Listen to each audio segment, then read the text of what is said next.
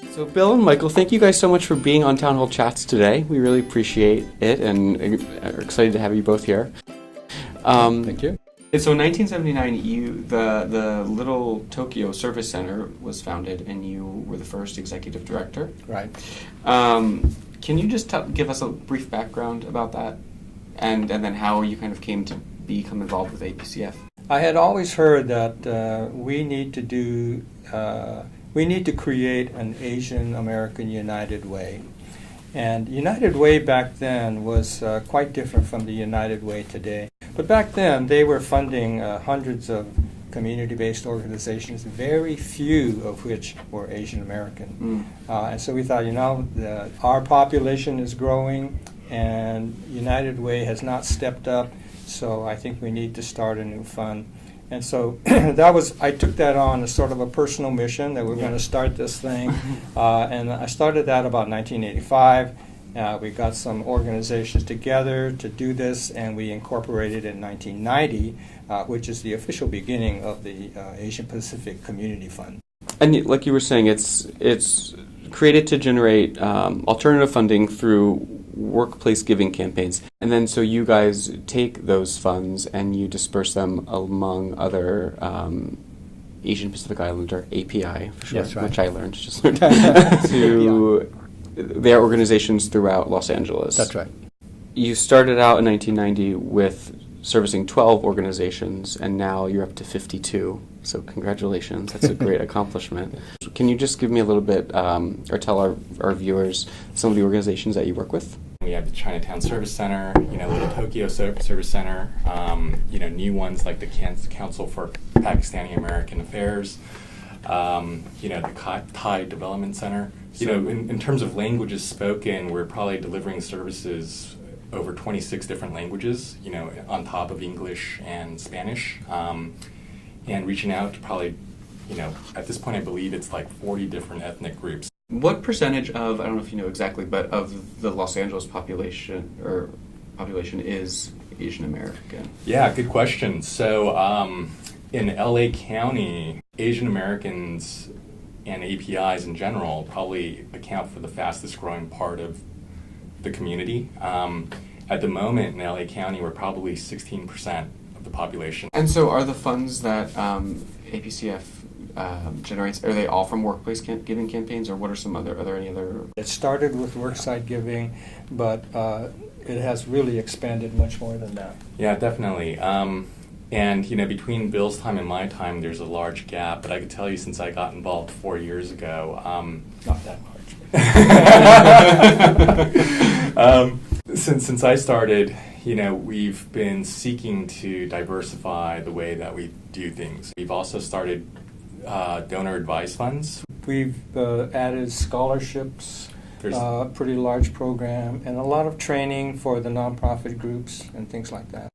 So there is this model minority myth that the Asian community is one of the most successful and healthiest and most well-to-do in the U.S., but that's not true per se. I mean, there's more than 500,000 API women living below the federal poverty line. So what are the ways that APCF and the larger community can help debunk that myth? Well, it is a bit of a challenge when people see a movie like Crazy Rich Asians, and it sort of undermines the idea that there are pockets of poverty within the Asian American community. And they tend to remain hidden because I think there's also a cultural pride issue where if you're poor or if you need help, you kind of keep it to yourself. And so the Asian Pacific Community Fund, I think, has been doing a lot of outreach to the community-based organizations to say you don't have to be ashamed, and if you have needs, to come out and to ask for help. And then, Michael, so you're the current chairman of the board for APCF, and the organization is turning 30 next year, so congratulations on that. Thank you. What is the leadership team what direction are they pointing the fund toward? APCF traditionally has been focused on the county of Los Angeles. This year we started an initiative in Orange County.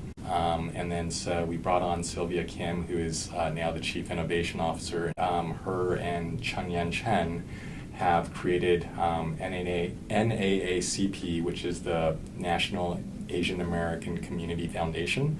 And they plan to replicate what we've done here in LA across the country. It's a very ambitious goal, but it's a goal that requires a whole new train of thought and a whole new way of doing things. And one of the things that we're really trying to focus on is on the up-and-coming generations. That's right.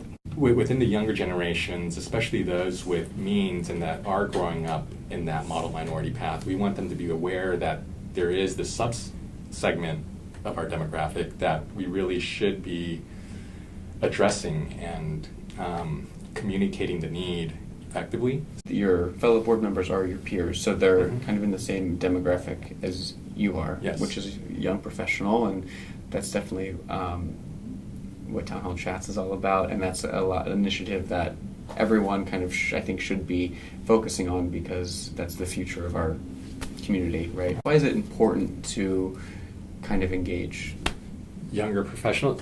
So it's that's actually an excellent question, and I could definitely say within the Asian community-focused nonprofits, APCF is pretty unique in the sense that our board is extremely young. Even when you think about a board of directors for any organization, you think stuffy old men, right. In suits, sitting right. in a nice boardroom, right? And that's totally not what we are. I mean, I think the average age of our board member is probably, late 30s, early 40s. Like a lot of times there can be like a contentious or a point of contention between the way a younger generation feels like an organization or business should operate and the way that an older generation feels that it should.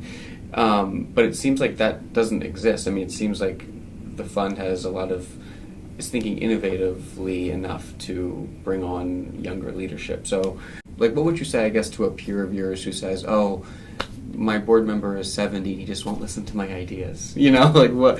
Well, I think that is a problem for many nonprofit organizations where maybe the people who started the group saying, yeah, we know what this is about, and they won't let go. The old guys or the old leaders, they have to come to a point where they say, we're letting go.